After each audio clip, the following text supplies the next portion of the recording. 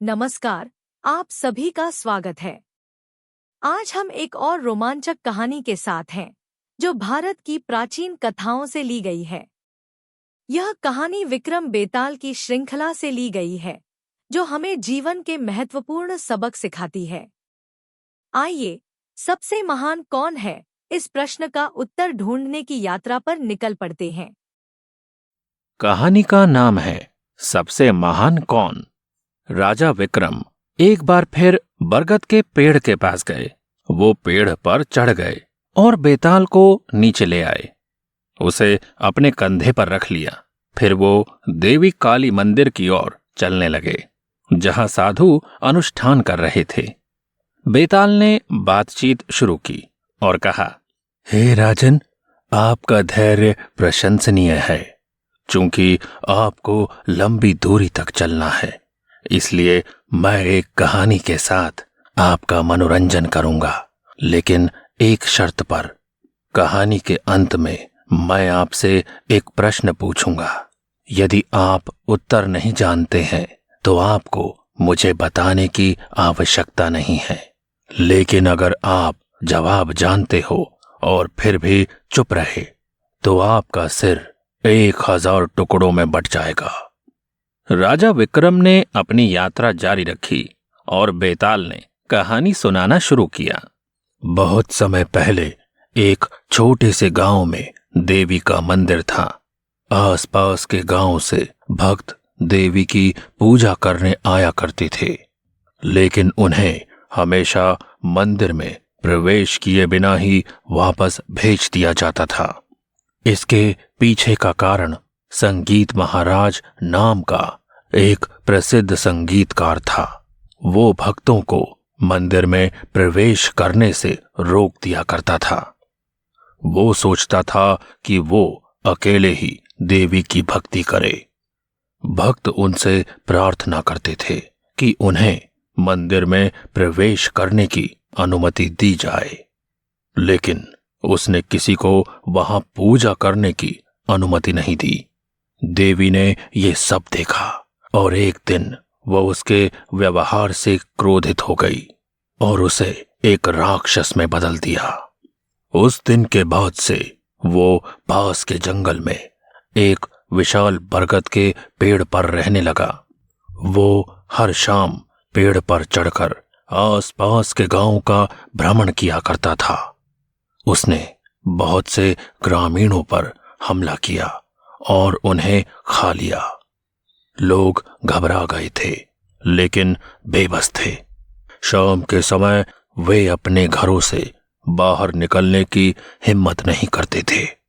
वे उसे जंगल से भगाना चाहते थे, लेकिन किसी में उसके खिलाफ लड़ने की हिम्मत या ताकत नहीं थी। अंत में उन्होंने साहस जुटाया और बरगद के पेड़ पर सो रहे राक्षस के पास पहुंचे। उनकी आवाज सुनकर राक्षस जाग गया और ग्रामीणों को देखकर उसे सुखद आश्चर्य हुआ। उसने कहा, स्वागत है, आप सही समय पर आए हैं। मैं अभी उठा हूं और मुझे जोरों की भूख भी लगी है। मैं तुम सबको खाऊंगा। ग्रामीण डर गए, लेकिन किसी तरह कहने में कामयाब रहे। कृपया पहले हमारी बात सुन लो, बाद में तुम चाहो तो हमें खा लेना। उनका भाग्य अच्छा था। राक्षस ने उनकी बात मानते हुए कहा, ठीक है, जल्दी से मुझे बताओ कि तुम सब मुझसे क्या कहना चाहते हो। गांव वालों ने एक स्वर में कहा, हम यहां एक फरियाद लेकर आए हैं। आप प्रतिदिन गांव में भोजन के लिए आते हैं। कृपया कल से आप मत आना। इसके बजाय हम आपको प्रतिदिन एक व्यक्ति आपके भोजन के रूप में भेजेंगे। कृपया एक व्यक्ति से संतुष्ट रहें, अन्यथा आपका भोजन जल्दी ही समाप्त हो जाएगा। फिर आपको भूखा रहना पड़ेगा। सौभाग्य से राक्षस ने उनके प्रस्ताव को स्वीकार कर लिया। उस दिन के बाद से ग्रामीणों ने उनमें से एक व्यक्ति को चुना और उसे राक्षस के पास भेज दिया। दानव इस व्यवस्था से खुश था और उसने बरगद के पेड़ से नीचे आने की भी जहमत नहीं उठाई, सिवाय अपने भेजे हुए व्यक्ति को उठा लेने के। वो चैन से खाता और सोता था और अपनी दिनचर्या का आनंद लेता था। एक दिन गांव में एक विद्वान व्यक्ति आए। वो बहुत दयालु थे। गांव गांव घूमते थे और प्रवचन देते थे। गांव के लोग उसका आदर करते थे और उनसे अच्छी बातें सीखते थे। उस दिन भी उन्होंने शाम को प्रवचन दिया था। अंधेरा होने के कारण वो रात के लिए गांव में ही रुक गए। अगली सुबह विद्वान व्यक्ति ने वापस अपनी यात्रा शुरू की और घर वापस जाने के लिए जंगल का रास्ता अपनाया। चलते चलते उन्होंने किसी के रोने की आवाज सुनी। वो सुनने के लिए रुक गए और फिर उस दिशा में चलने लगे जहां से उन्हें रोना सुनाई दे रहा था।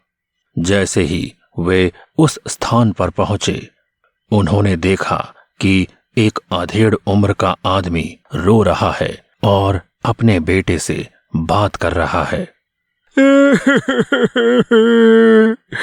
मेरे प्यारे बेटे, आज तुम राक्षस का भोजन बनने जा रहे हो।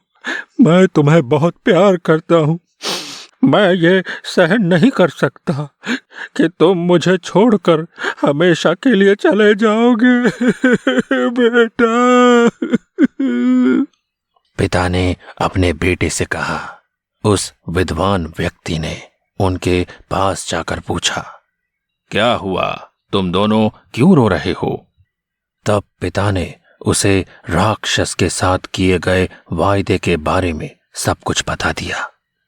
विवरण सुनने के बाद विद्वान व्यक्ति ने पिता से कहा, तुम अपने बेटे के साथ घर जाओ। आज मैं राक्षस का भोजन बनूंगा।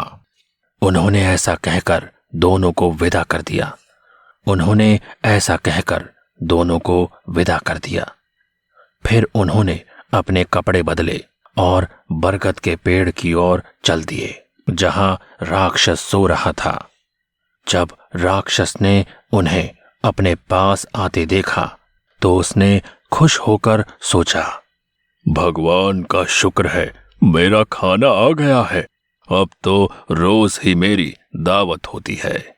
इस बीच पिता पुत्र जंगल में काफी दूर चले गए।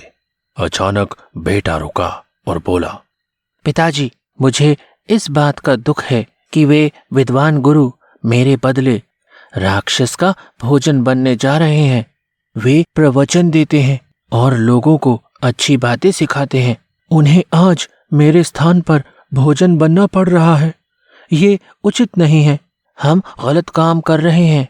इसलिए पिताजी, आप घर लौट जाइए और मैं दानव के पास जाऊंगा और गुरुजी को बचाऊंगा। इतना कहकर वो तुरंत बरगद के पेड़ की ओर चलने लगा जहां राक्षस गुरु को खाने की तैयारी कर रहा था। ये देख वो युवक चिल्लाते हुए राक्षस की ओर दौड़ा।